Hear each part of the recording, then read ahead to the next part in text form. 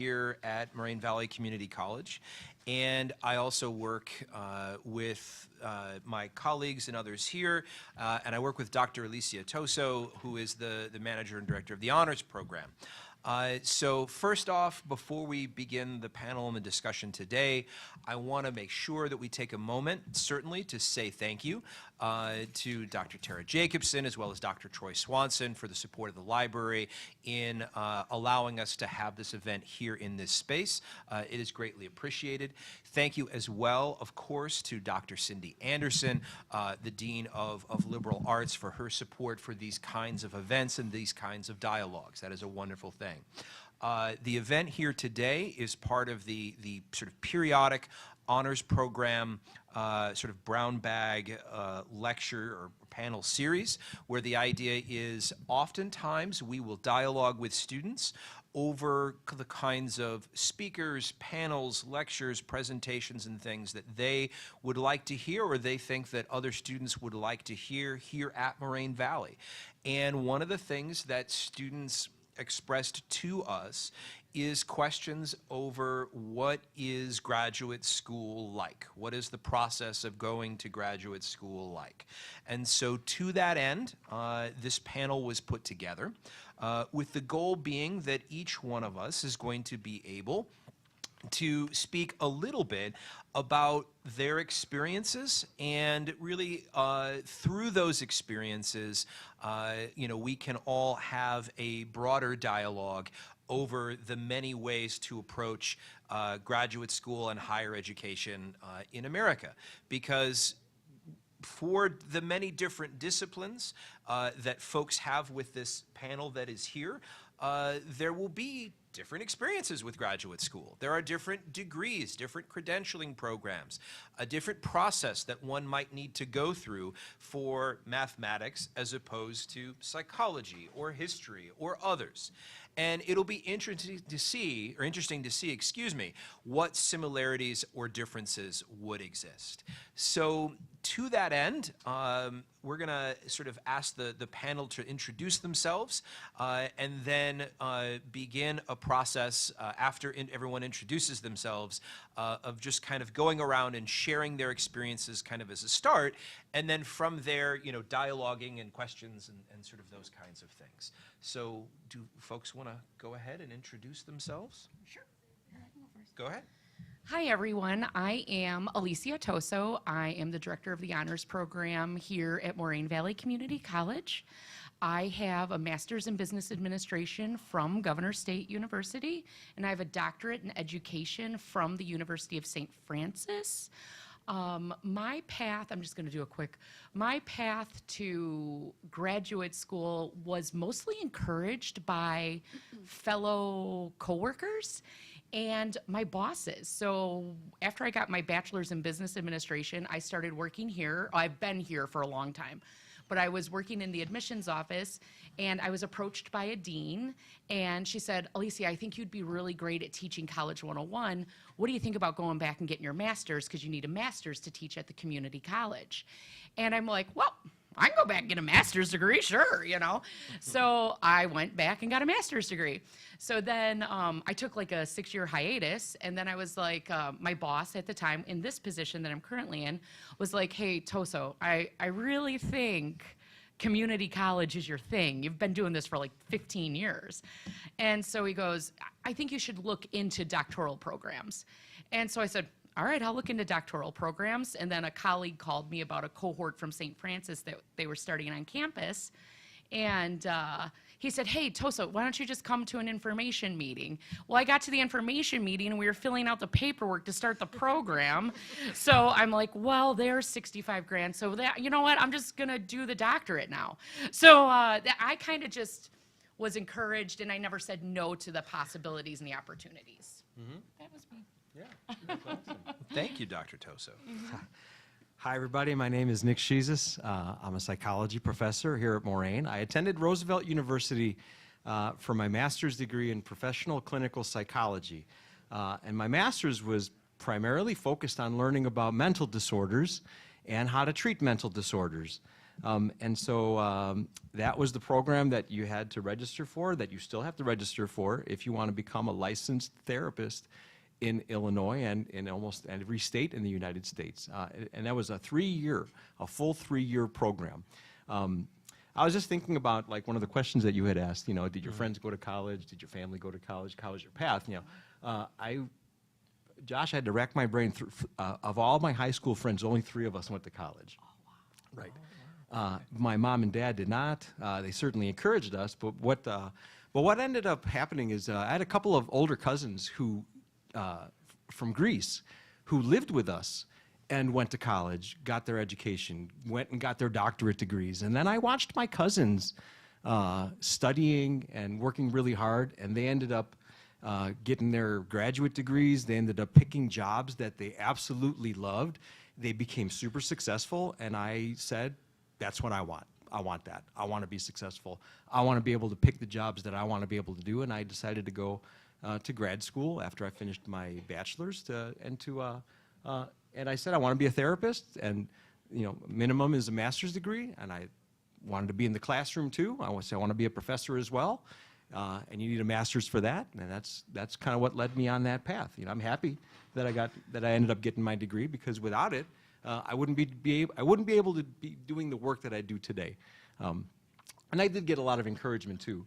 I worked at a liquor and wine store for about 15 years while I went to school to pay for my education, and my bosses at the time had MBAs, and they said, you know, you absolutely need to have a degree in this, you know, in this world. So I had a lot of encouragement all around, which was really, really good. But that's my intro. I'm going to turn it over to Amy. All right. Dr. Madden. Thank you, Nick. I'm Amy Madden. I've been a math teacher here for 32 years, and I went through a PhD program before I started here. So like most people, as an undergrad, graduate school was not really on my radar. I went to school to become a high school teacher, and so when I, you know, like a lot of people after 22 years of education, I'm ready to just get a job and start working. And so I taught high school for a couple of years. I was at a private high school and decided I wanted to switch to a public high school, and I thought a master's degree would set me up for that better. Again, I had no one really around me who did things like this, so this was actually before the internet too, so I couldn't just go online to look. So, yeah, 1989 to 1994. So I guess I wrote or called someone at a couple of colleges, and as it turned out, I sort of fell into a PhD program because, mostly because it was full-time and I wanted to get it done quick. And it was also a program where if you only stayed for the first 2 years successfully, you would earn a master's if you chose not to continue on to get a PhD. So there are programs like that.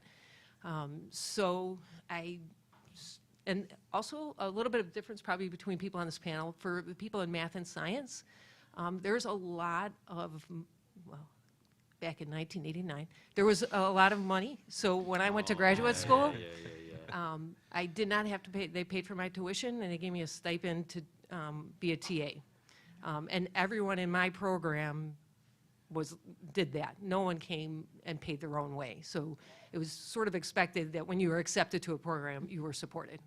So that was a pretty big difference for me. So I started the program.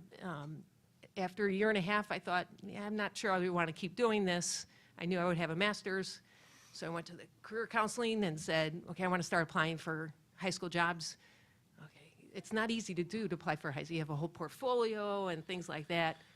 Okay, it's going to be easier to stay in graduate school. So I stayed in graduate school and then finished. It was a 5-year program. So finished, I was actually started my job here during my 5th program, during the 5th year of the program. But yeah, I'm sort of the math science person on the panel. But I'm also sort of the one who went 30 plus years ago. So some things might have changed, but thank you. Thank you, Dr. Madden. I'm Amy Lepke. I teach art history here at Moraine. I actually started off as a student here, had absolutely no idea what I wanted to do with my life at all. It was in my 2nd year taking classes here. I was in started off with art appreciation, then I went to the Survey of Art 1, Survey of Art 2.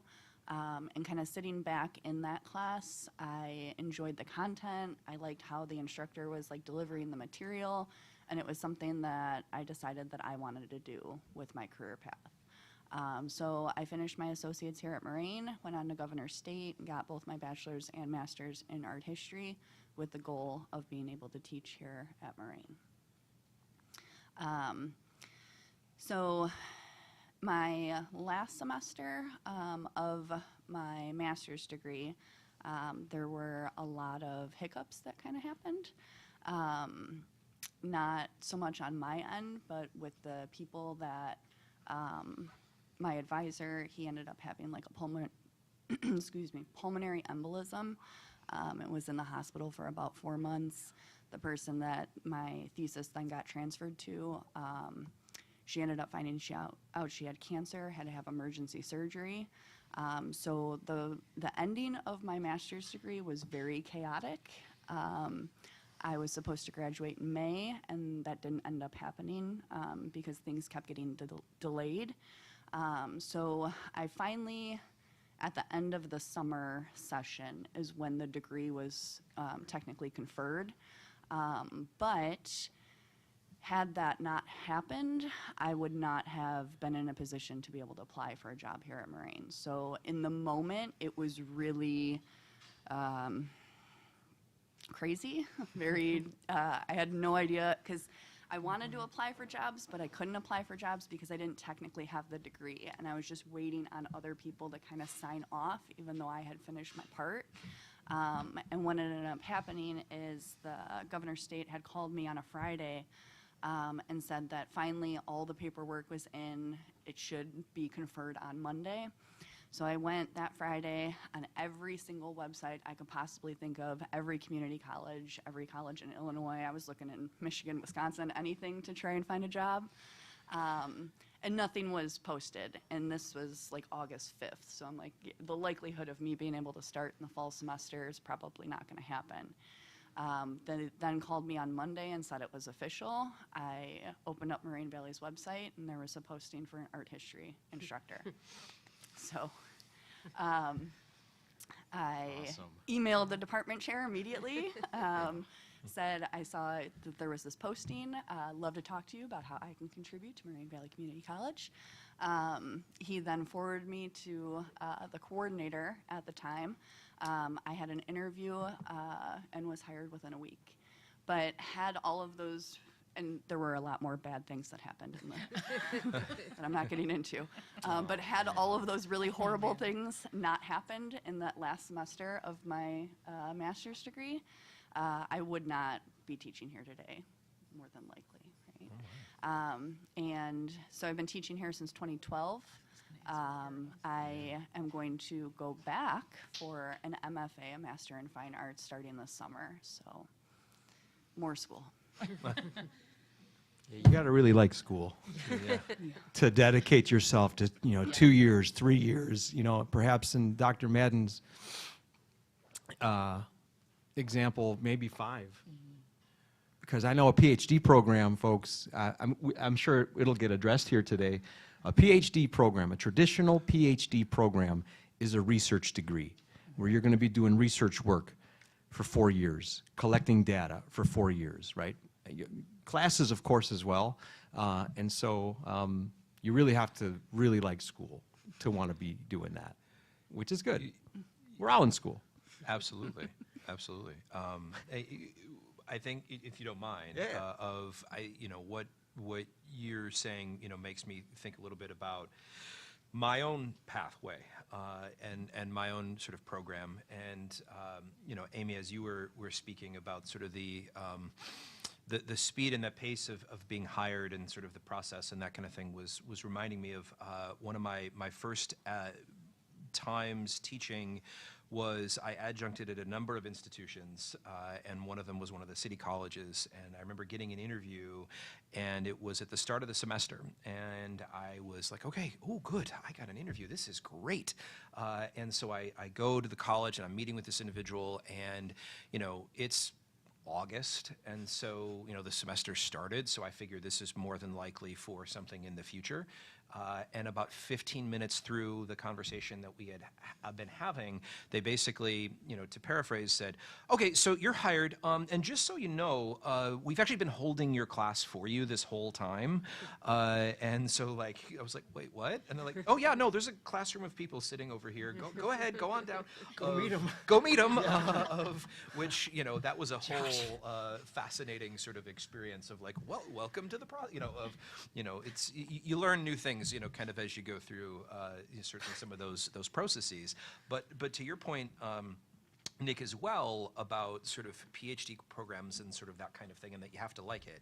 So I'm someone who I'm very fortunate in for many reasons, but one of them was I got very interested in the process of history when I was fairly young. I was probably about 6 or 7 years old. I think I was in the 2nd grade, and you were supposed to pick a book to read in front of class, and I picked D-Day, the Invasion of Normandy.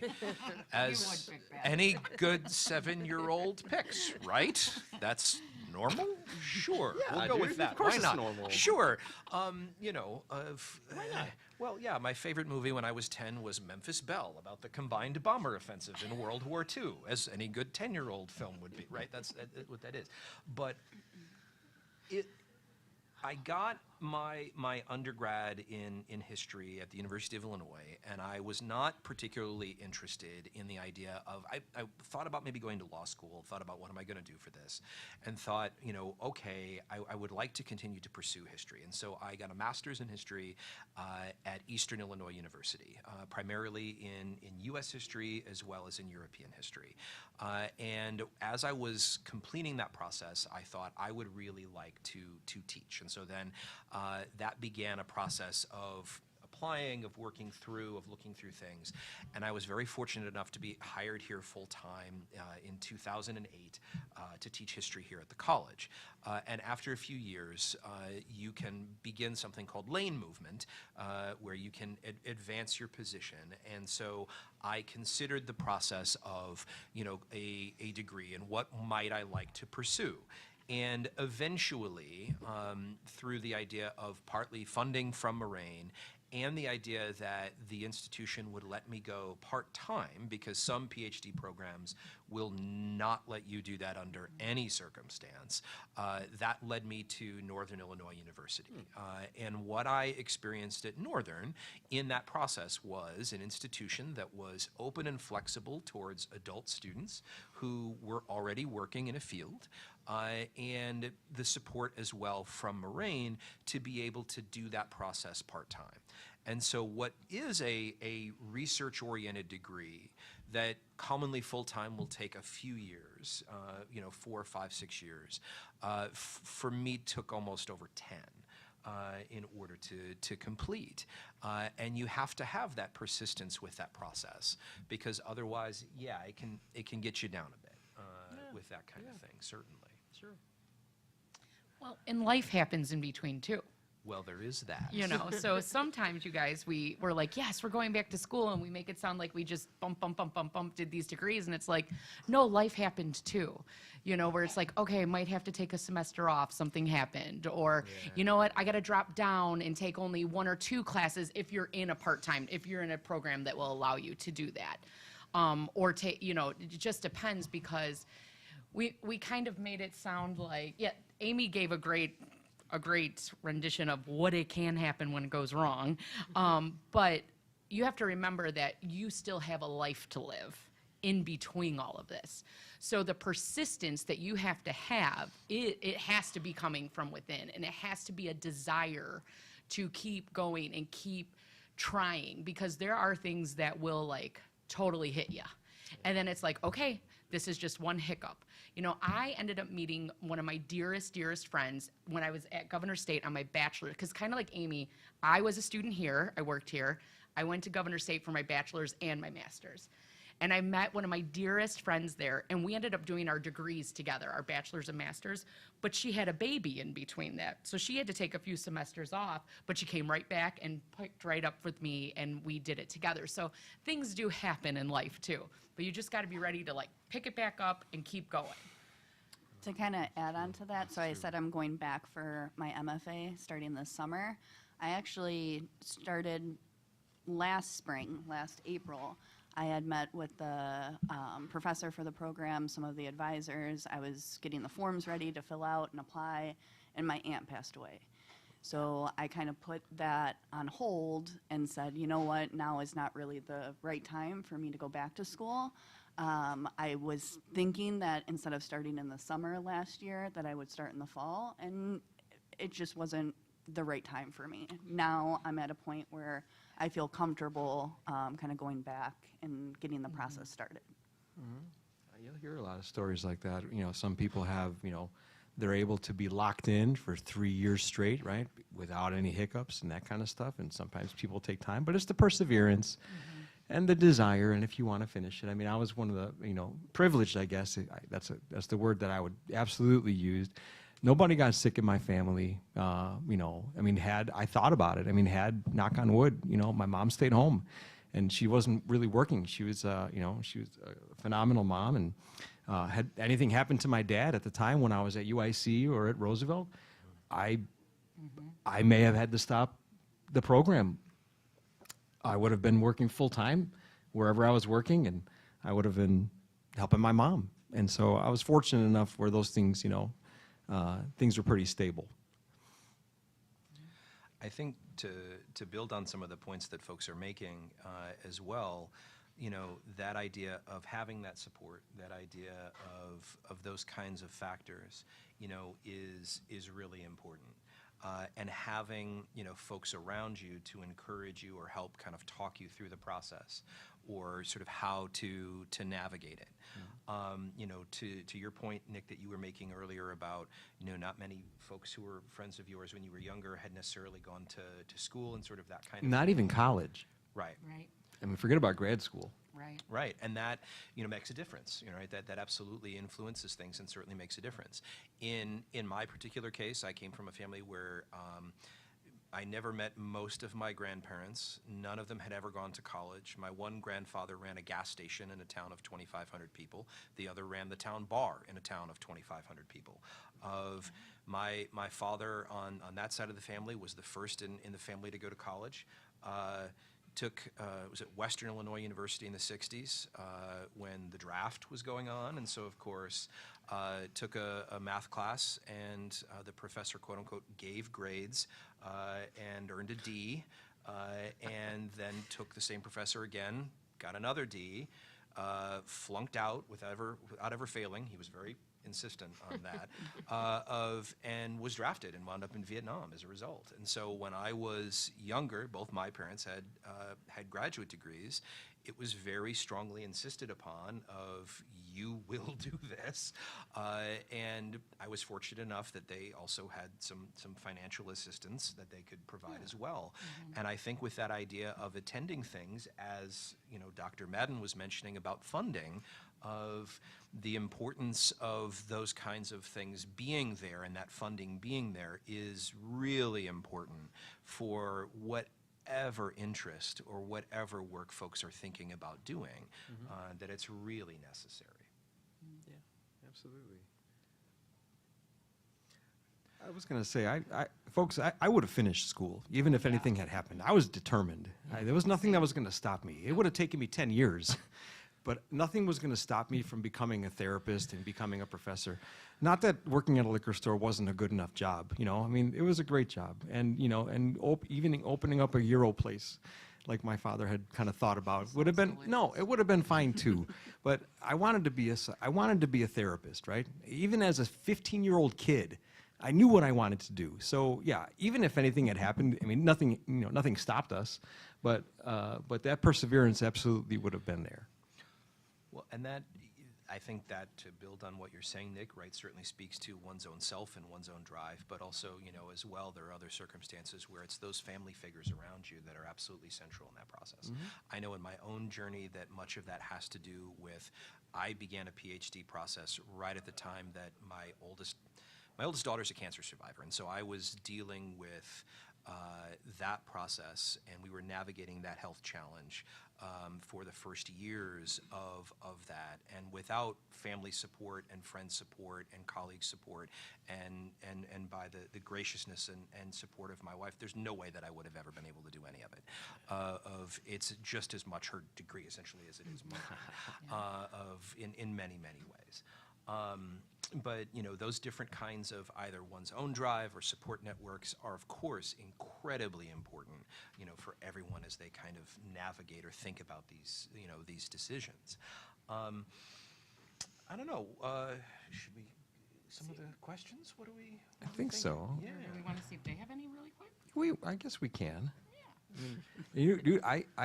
I took out some hand notes that I wrote 25 years ago about, am I going to start this program? And I wrote down like all the things that I needed. I wanted to tell you about it. Sure. But Go for it. But should we see if the audience has questions first? Should we do that? Any questions to start? We're exciting them a great deal. Okay. No, your questions will come. They But just want to hear what you have to say. no, sure. I mean, I know the part of our panel here where we're going to talk about what it was like to be in graduate school, right? Like, what was the process like? So some of the notes, I typed them up this time, but I had them handwritten. It says, I have to have my bachelor's degree, check. This is going to be 2-3 years of coursework, 60 credit hours, which was 3 credit hours each. And I wrote 20 classes, question mark. The general master's degree is 36 hours at Roosevelt, and the master's that I wanted to get licensed in the state of Illinois was a 60-hour specialized program. I have to take classes in mood disorders, schizophrenia, substance abuse, anxiety disorders, personality disorders, eating disorders, and classes on how to treat all those with therapy, group therapy classes, individual therapy classes, running psychological tests. It says here, I have to write a 10 to 12 page paper in almost every class that I take. And I have presentations in every class. A 1,000-hour internship at a hospital where I do group therapy and individual therapy with them. And then I wrote 70-page thesis, question mark. And then I thought about that and I said, okay, I'm in. I'm going to do it. It's a lot of work, but I'm going to do it. Can I tell you what the requirements were to get into Roosevelt? Would you like to hear that? 3.0 grade point average out of your bachelor's. Okay. All right? One recommendation letter from a professor. At that time, they did require the GRE test, which is the ACT test for graduate school. You have to know how to write papers. And those are the requirements. So just as a quick favor of anybody in the audience, turn to the person next to you and ask them, how does the 3.0 sound? Like, is that doable? Think you could do it? On your bachelor's? Could you get a recommendation letter from a professor? Okay. I'll do it. Did you sleep in class last week? No, I'm kidding. Do the people next to you have the 2 or 3 years put aside after your bachelor's? Like, take 30 seconds to ask the person next to you that. Do you have the 2 or 3 years? If you want a master's degree, do you have the 2 or 3 years after your bachelor's to do it? When you're working a full-time job and going to school at night, go. Or not. That's a lot to ask. It is? And that's what I had written down at the time. 3.0. Yeah. I mean, I could Yeah. do it. Yeah. Nice. And if anybody wants to be a therapist, there's 2 licensing exams to pass in the state of Illinois. So you got to be kind of dedicated to do that. But that's the master's degree requirement. PhD requirements, we have 3 people here with doctorate degrees. Those requirements might even be a little bit more than this. But the master's degree you got to pay for generally, out of your pocket. A PhD, maybe you don't have to pay for it. A lot of universities you do not, and that's one of the things that you may want to consider if you want to do a doctorate degree. You don't have to pay for them generally. For those with doctoral degrees, what was that like? What were some of the requirements like? What were some of the classes like? What was that process? There you go. All right, so again, I was in a full-time program at Northwestern, and it was a math PhD program. And so the first year was all classes, so it was 3 year-long classes. Pretty much, I think it was Monday, Wednesday, Friday, and then we would TA Tuesday, Thursday. And then at the end of that year, you'd have all summer to study, and then in the fall, you would take what were called preliminary exams. So it's the first hurdle you had to get over. And so it was 3 exams. It was probably 2 or 3 hours each on each of the year-long classes.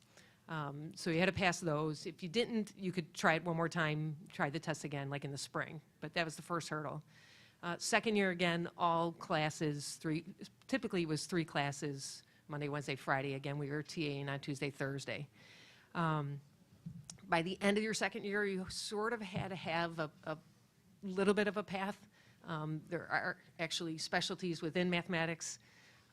In most departments, you have to find an advisor. And that, for me, for the full-time people, that was probably our biggest decision, because a good advisor can get you through. A bad advisor, you're on your own a lot. And so talking to people who are using certain, with certain advisors, talking to other graduate school students who are older and no, okay, don't work with this person, work with that person is really important. And so there's also only so many, there was probably 5 specialty fields that were available at Northwestern, because your professor had to be in dynamical systems, or your professor had to be in algebraics, if that's what you were interested in. So you had to pick from one of those, find an advisor, and then you started working with them a little bit more the third year. Usually at least 1 or 2 of your classes was really just one-on-one with your advisor. And then typically for me, it was the 4th and 5th year that you did most of your writing, research, things like that. Again, it's very different for the science. I don't know it as much. There's obviously a lot more lab work for some of the science. But once we found sort of a very specialized area, you research it, and then he encouraged us to just try to take it a little bit further. So don't try to, prove Fermat's last theorem. You just try to take a current research and push it a little bit further. And so that's what I wound up doing. And then I don't know how long your dissertation was. About 370 Yeah, history pages. was three. You give see or here a take. lot. Mine was, I think, 70 pages or something like that. I actually just looked at it recently because I still have a copy. I haven't opened it in about 30 years, but I was very impressed with myself because, again, since it was 30 years ago, computers were not what they were now. And I look, and I had to have a few diagrams in there. I'm like, how did I do these diagrams? That looks amazing. But it's I don't know. There was back then, LaTeX is what math people would type in, because they would do all our math symbols. And I looked it up, and it had just started in the late 80s. So I was lucky because it was there for me to type up the dissertation. But yeah, mine, fortunately, was only about 70 pages. But the thing that most got me through graduate school, and if you're in a full-time program, and probably even part-time, is the cohort that you go through with. The other students who are in the same boat with you is really, really important. I think I had 10 or 12 that were in my group. Obviously, a couple left the program as we went through it, but you take classes with them, you study with them, you socialize with them, you wind up rooming with them sometimes. And so if you're looking for a program, being able to talk to some of the graduate students to see sort of what the culture and how much support you get from other students, I think is real important. Again, not something I did before. I got lucky that there was a good group that I started with. That's awesome. That's fantastic. Yeah. And how about for you, Dr. Toso? Sure. So mine was a little different. So like I was telling you, when I went to that meeting in the M building here to learn about the University of St. Francis, let me go back a little bit though. The great thing about being an employee here at Moraine Valley Community College is the amount of support that we get for our professional development and the amount of encouragement we get from our fellow colleagues, our administration, to build ourselves up. And so Moraine Valley was supporting St. Francis to offer a cohort on campus for faculty and staff that were interested in this. So when my friend Mike gave me a call, he's like, Toso, I know you got it in you, get on over here. And I'm like, all right, I'll come to this meeting. And then all of a sudden I'm filling out this paperwork, you know? And I still had to go through the application process, transcripts. I had to write a statement. I had to have letters of recommendation, 2 or 3 actually, in order to get into the program, GPA requirements. So it was all there. Luckily, I had a 4.0 on my master's, so I didn't do too bad on that. And then the great thing is, it was a cohort of my colleagues. Like some I had never met though. Some teach in developmental education. I really hadn't worked with them. Some were counselors and advisors who happen to be some very dear friends of mine. We are all so close now. I think there was 18 of us. Wow. And we went over to the M building every Thursday for 3.5 years. It was a dissertation embedded program. So unlike my degree is an EDD, Amy and Josh have a PhD. So my research was a slightly different. It was not as focused in that discipline. I have my degrees in higher education leadership and stewardship. So it is to run community colleges and work in higher education where those are specific to their teaching fields. So my cohort was a 3.5-year cohort every Thursday from 4:30 to 9, dissertation embedded. And what I mean by that is we had our first semester, which is just classes. And then our second semester was when they would start walking us through writing our dissertation. So we had like the intro to like our thesis kind of do, what we were thinking about, start looking at topics, start our proposals for what we want to do. I ended up focusing it in honors education at the community college and transferring students to the 4-year institution after the 2-year. So that is what I worked on because that is my specialty here, you know, and that is what I have actually dedicated the past 12 years to doing at Moraine Valley. And, but that cohort is what will get you through something. Those friends, those relationships, those people, no one knows what you're going through unless you've gone through it. And so those students, or those friends of mine now, my colleagues, they really made a difference. So each semester we had a new chapter due, so the program was very set up for success, which I appreciated. I don't think I had anyone die in that 3.5 years, but I had a couple of deaths in the bachelor's and the master's programs, and it was hard. But yeah, so that was how I made it through mine. But I can't stress enough the relationships you make. Alicia, I have a question for you, if you don't mind. In your research work, were you interviewing people? Were you documenting? Was that hard? Was that hard for you to do? Yeah, because you had to find students that were willing to do it, and then you also had to research other community colleges, so trying to find people to just answer your emails, because you're not giving them anything in return. I mean, if I wanted to share the data with the other honors colleges, I would definitely do that.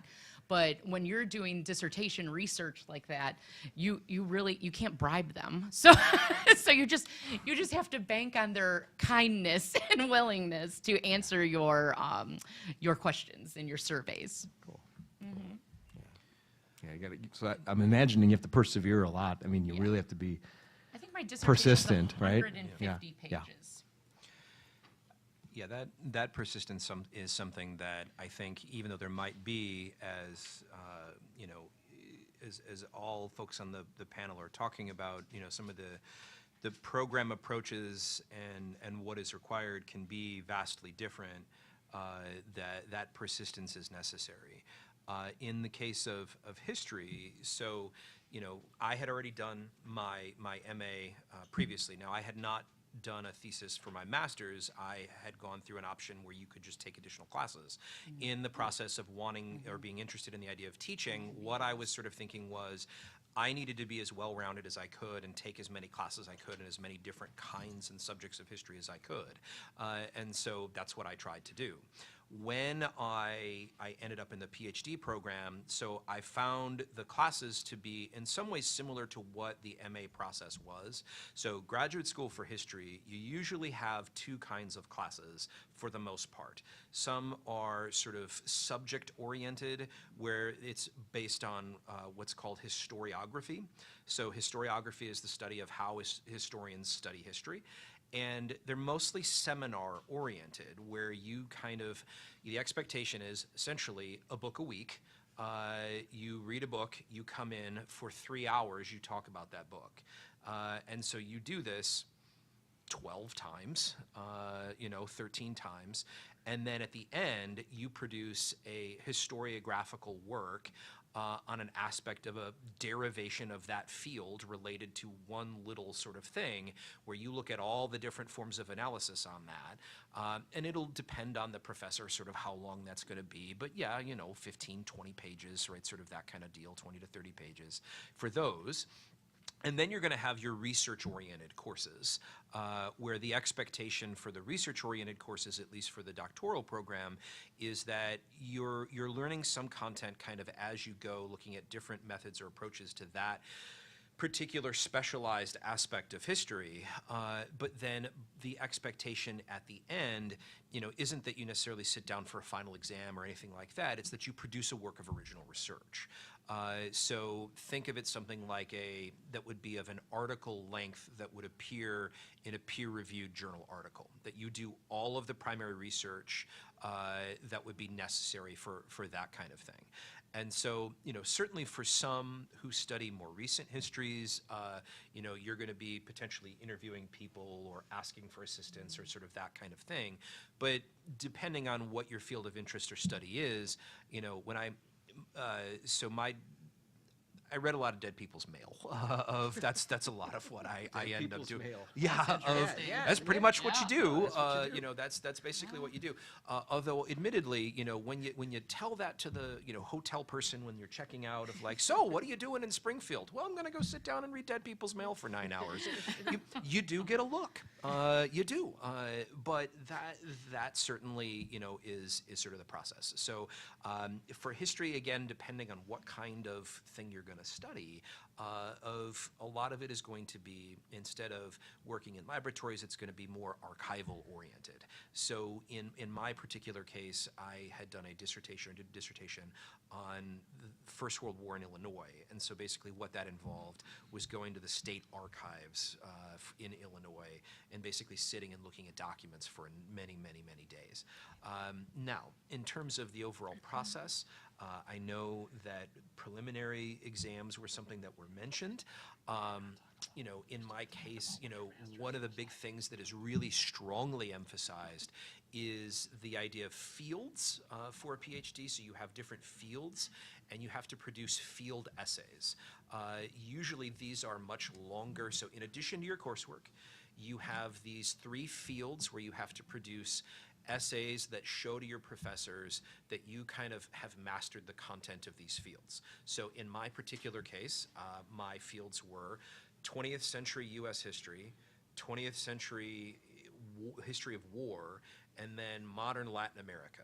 And so in each case, what will happen is you sit and you work with a professor and they say, all right, you need to put together a list of X amount of books and articles, and then you produce an essay usually of anywhere between 30 to 120 pages, where you've read either 20 books, 30 books, 40 books, 50 books, and that's in addition to your regular coursework.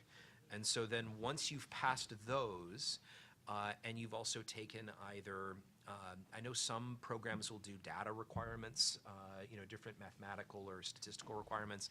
Others will do language requirements. So in my particular case, you could do either a couple of different languages, or you could do one, and so I focused on French in particular. But in some cases, say if you're studying medieval history or something, you might need to have the knowledge of 3 or 4 different languages in order to be able to read the documents. Once you pass those, then you put together a dissertation, what's called a prospectus, so kind of a proposal of what you're going to go research, and then you go and you do that, and then you defend it.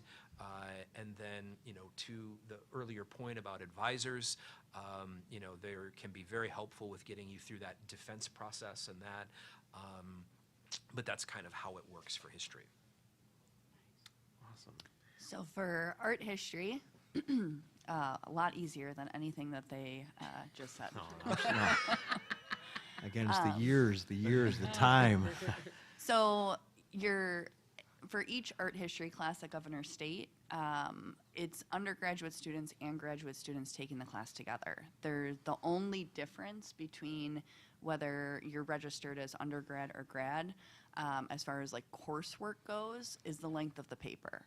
So the content is exactly the same. The exams are exactly the same. If you're undergrad, it was a 6 to 8 page paper. If you're a graduate student, it was 8 to 10 page paper at the end of the semester. It's one instructor that teaches art history. So I had Arthur for 4 years. Every single class was with the exact same instructor. I didn't have any other teachers the entire time. For the most part. There was a few classes in my undergrad that weren't art history that were part of the requirement where it was a different instructor, but it was Arthur literally the entire time. And the class was 7 to 10:20 at night. That was the only offering that they had for art history. Lights out, projector on, monotone. So it was brutal getting through them. But when I went into the master's, I knew exactly what the classes were, so I was very confident in that. The problem, or the thing that I guess that was like frustrating, is the master's degree was only, was it 32 credits, I believe? But the way that they have it set up, there's only 1 or 2 classes a semester. Correct. So even though, like, I could have, gone full-time the idea of full-time and been able to finish it in a year, it wasn't an option. Even right now, I'm trying to register for fall semester, well, summer too. Summer, there's no offerings right now. So I'm going to do an internship. That's what I'm going to complete over the summer to knock some of those credits out. In the fall, there's 1 class that's being offered, and it's during the time that I'm teaching here. So it's going to be very trying to be able to get it's going to be a lot of independent studies is pretty much what they said, just because they don't have the class. I mean, I only teach here on Tuesday, Thursdays from 11 to 1:45. So I have a pretty open schedule of being able to take classes, but they just don't have them. So that's part of the frustration. But my understanding, I mean, obviously I haven't started the MFA yet, which is a master's in fine arts, so it's a terminal degree. It's kind of like the equivalent of a PhD, but in fine arts there is no PhD, so it's called a master's in fine arts. But most of the classes that I'm going to be taking for that are all studio classes. So I'm going for photography. So it's just a lot of hands-on taking images, modifying images through different technology, and my understanding it's all digital, no 35 millimeter. But once I'm supposed to be meeting with the 1 instructor later this week, so hopefully I'll get some more information. But yeah, so the difference between my bachelor's and my master's, there really wasn't one. Right, Okay. right 2 more Larger pages, papers, a little bit bigger Getting paper. deeper into the material. Yeah. Yeah. And obviously then you had the requirement of the thesis. Like that was the big, thing that kind of got you to that next step. But the students, like, we were all the same. That everybody was going, your undergrad and grad, we were all together. So there was kind of being able to help each other out. If I missed a class, like what were the notes for that class or things like that, that was kind of nice. But wasn't a huge difference between the bachelor's and the master's. That's good to know. I had a question for our panel, if I may. I don't know how unique psychology is as a field, but one thing that I was told at UIC as a young student was that I needed to have research experience, at least 2 years of research experience during my undergrad time to even qualify to apply to a PhD program. And so I wonder if that's unique in psych or in soc or in history or in education or in math or in any other field. Because they're basically telling me, I'm thinking about getting a PhD as a young student, right? I'm like, oh, should I get a master's or a PhD?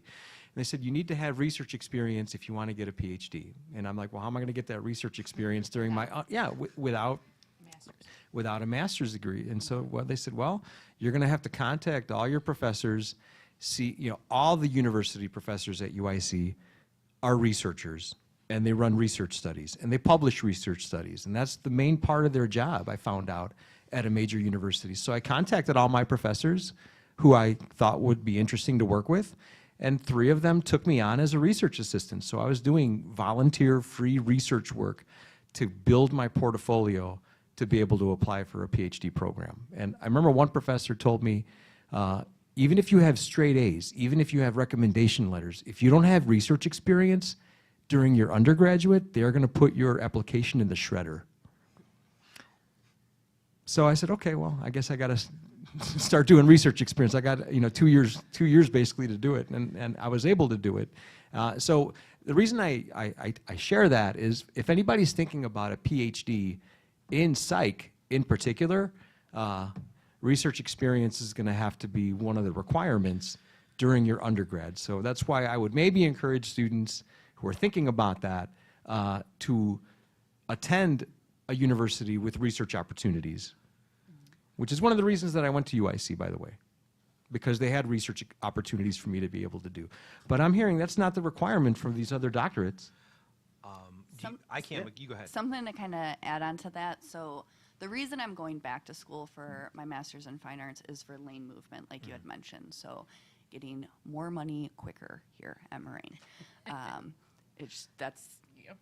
That's why I'm doing it. And I had 2 options. So because I'm teach art history, I'm an art lecturer, but then you also have art studio. But I'm hired under art. So I can kind of go in both directions of that. And I could go for a PhD in art history, like that was one track, or to get the master's in fine arts, which is more of the studio side of things. And the reason I chose to do the MFA is because I don't want to do research. Like I'm done with that. That's not really something that I really ever enjoyed when I was going for my master's. And it's not something that I currently want to do. The other problem is, like you were saying with the full-time, there's only 2 schools in the state of Illinois that offer a PhD in art history, and you are not allowed to work. You have to go to school full-time, and you have to be available pretty much 24/7 to be in those programs. So it is kind of counterintuitive. Yes, they would pay me, right? I would have a stipend, and my education would have been free, but I would have to stop teaching here in order to be able to do that. So that wasn't really something that was going to be an option for me. Not when you finally got full-time. Yeah. So I've been teaching here since 2012 as an adjunct. I also adjunct at St. Xavier, South Suburban, College of DuPage. I've taught at Morton before. It took me 12 years of teaching here to be able to get a full-time position. So getting that dream job right out of your graduate degree. We're not giving it up. I mean, yes, this is working here is the dream, right? But 12 years to be able to get full-time, to be able to have health insurance, to have a paycheck that's reliable, right? Took me 12 years for that, so. And the greatest students we've ever had, right? Yes. Yeah. No, for real.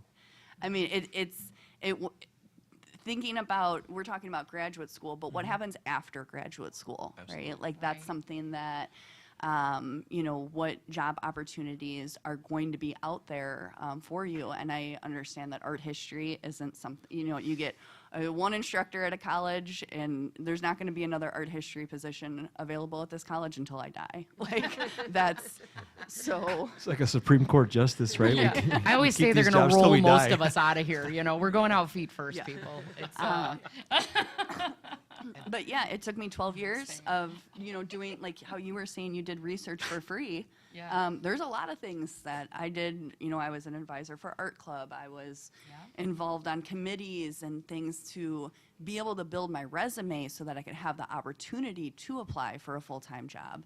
But none of that was stuff that I was getting paid for. That was all, you know, just working. And then the scary part of, you know, if your class doesn't run, you don't get paid. Yeah. You know, if you, and it, as a full-timer, we have a little bit more cushion to be able to ensure that your paycheck is going to be there.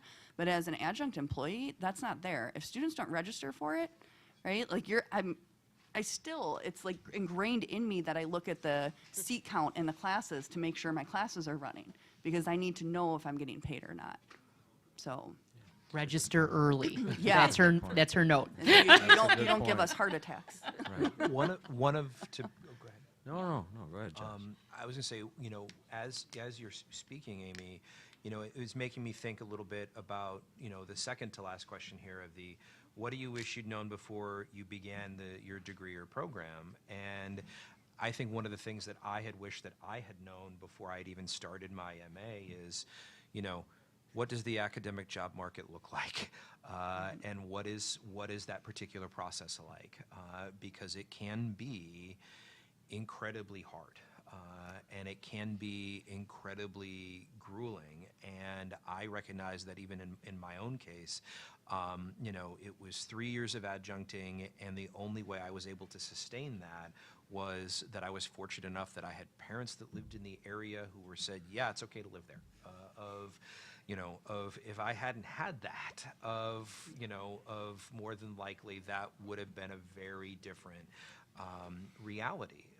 You Yeah. know, many disciplines are different in terms of what's available in different fields, you know, but broadly, you know, much like with art history itself of, you know, there's maybe around 200 tenure track jobs nationally and about 2,000 folks graduating every year with a PhD. So the percentages are difficult. The math ain't mathin'. Of, you know, it's difficult. Nick, to your earlier point about the differences in terms of research, that was not the case, at least for history, in terms of what was expected. You know, I did a senior thesis when I was in undergrad, where there was an expectation of some research for that, you know, equivalent to producing somewhat like a journal article, that kind of thing, but there would be limited research with that. And most of it was, you know, with going into the PhD, it was, do you have a knowledge of who you want your advisor to be and what you're going to work on? That they kind of wanted, at least for history, they kind of wanted to know that in advance. That was at least how it worked for me. That's good to know. The other thing, so in the teaching 12 years adjunct, you know, teaching at 4 different schools most of that 12 years in order to be able to have a home. I also give the architectural boat tours on the Chicago River. So not really something that I thought I was going, like, I didn't think of that as a job opportunity, but in art history, like, it led me to that. And that was an amazing job. I'm still, you know, great friends with my boyfriend's a captain on the boat. You know, it was a really, really great job, and that's what paid the bills, not teaching. That the tips that I got from giving the tours, that's how I was able to, you know, eat food. Adjuncts do not make a lot of money by any means. Even, you know, I typically teach 12 to 13 classes a semester, and it wasn't enough. I can appreciate that. And to become a full-time college professor, most full-time college professor positions, folks, they don't usually take you in without some teaching experience. So the nature of this job here at Moraine or any community college in the United States is you have to teach part-time for several years before you become full-time. So you're going to find a lot of people in a lot of fields that do other jobs and that teach part-time, you know, and if you like it enough and if a position opens up, then you apply for it. I mean, certainly in the psychology field, I mean, there's a lot of things you could do with a psych degree, and many of us, you know, see clients, have private practices, we work with clients, we do things, and then teach, you know, and then teach part-time. And many of us teach full-time now and see clients at night. Because you don't want to throw your license away. But no, generally speaking, a lot of us adjuncted first, and that's kind of the way that you do it.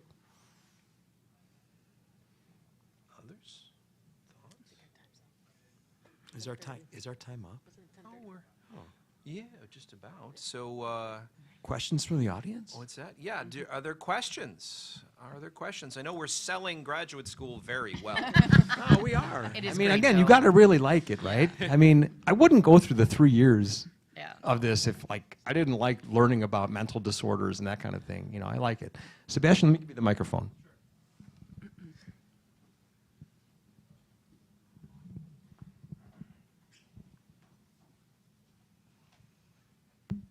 Yeah, so my question is just kind of regarding why did you choose the graduate school that you attended, and kind of like what's the best, I guess, factor that we could take into account of what's the best way to choose a right graduate school? Is it kind of like the convenience, either with like the job or close to home? Is it the status, or is it the specific program? So what are kind of the important factors that you can take into account to choose the right graduate All school? of those. Yeah, Yes, exactly. exactly right. All of that. For me, it was close to my house and cheap Yeah. because I didn't have a lot of money to be able to go to school. Right. For me, it was right here where I work. So I was able to walk out of my office to another building until 9 o'clock at night and go to class. And that made all the difference. Money mattered definitely because I paid for all of my education. My parents paid for absolutely nothing. I'm a first-generation college student. My father's a truck driver. My mother worked at Walmart. You know what I mean? Like, so, now, mind you, they do pretty well, don't get me wrong, but don't get me wrong, my parents do really good. I called my dad with an investment opportunity in Maui the other day, and he turned me down, but, you know, I'm working on it. And my dad's like, do not call me again about this. But, yeah, it was a lot of what you said, and you just have to research your family life when you're going to school, your work, your full-time. I couldn't quit my full-time job. I am the breadwinner in my house. So if I quit my full-time job and I relied on my husband to pay all the bills, he kind of works a different job where that's like our fun money, you know? So I pay the bills in our house. He pays for my trip to Maui. So, you know, so it's just, so you really have to research your life, the program, what your interest is, your career path. You know, for me, I'm not leaving higher ed. I love what I do. I love students. And I just knew that this is my heart and soul until I'm 34 and a half years in and I can collect my pension. Okay. I wanted to just comment on that. Hello, everybody. I'm one of the librarians. I think one thing that's also hard to grasp or to get around when choosing a program is there are fields, and Amy mentioned this, where there's a lot of specialties in that field. And so everyone up here is great, but we have all people that work in higher ed, and there's all kinds of people that earn advanced degrees that go into corporate world.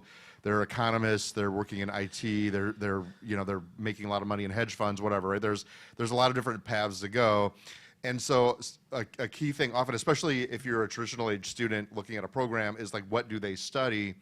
And then also, like, who would I study under? And not just that you want people that are nice, like we had some of that, right? You want people that can navigate the system for you who aren't jerks. But also, if you want to study under a leader in the field in the country, you're going to want to pick the school where that person is, right? And that person is who you're going to want to study under. So there is all of those, like, you've got to manage the budget, you got to manage how I'm going to get there. But also, if you're young enough to still be able to be there full time, and you can be with that faculty member. So, like, you know, if you could go back in time and study under the guys that founded Google at Stanford in 1998, you would all be like billionaires now, right?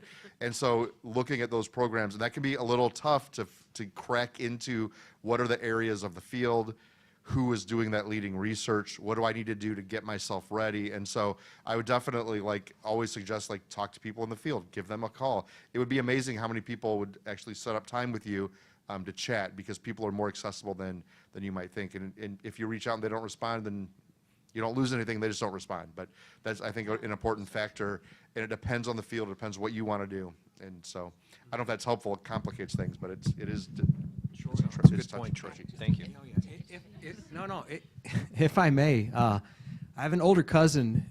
We have the same name. His name is Nick Skiza as well. And he is a marine biology professor at the University of Puerto Rico. And for him to get his master's degree in fish studies, he had to go to Alaska. and study specifically with one professor who was doing work in the crustacean field, right? And then he wanted to do other work with like some specialized bacteria in the water that was like readily available in South Carolina. So he went to South Carolina. So, you know, to answer your question, Sebastian, like there's a, like you want to study memory, right? And how memory gets reconstructed, you know? I mean, you're going to apply to the University of California to study with Dr. Elizabeth Loftus, for example, right? And so a lot of people follow certain professors who are doing leading research in the fields that they're doing it, and hopefully you can work with that person. That's another way to kind of consider it. I would just add also, we are lucky that we live in a very rich, not financially rich necessarily, but that we live in a higher ed environment. Illinois, with like University of Illinois, It is. University of Chicago, Northwestern, Loyola, DePaul, Purdue, even to go to Madison or University of Iowa, they're really great schools, Northern, Eastern, Southern. So we're not like in the middle of South Dakota or whatever, right? Like, so these are places you could get to that have faculty doing leading research. So, sorry, I know I'm not a panel But member. to build on what Troy is saying, you know, of if I had gotten, you know, when I had started as undergrad, I was an accounting major. So if I was going to go get my CPA and then want to get a graduate degree there, what I would probably be doing is looking and going, okay, what are the big top 5, you know, public accounting firms? You know, if the idea is that I want to go work in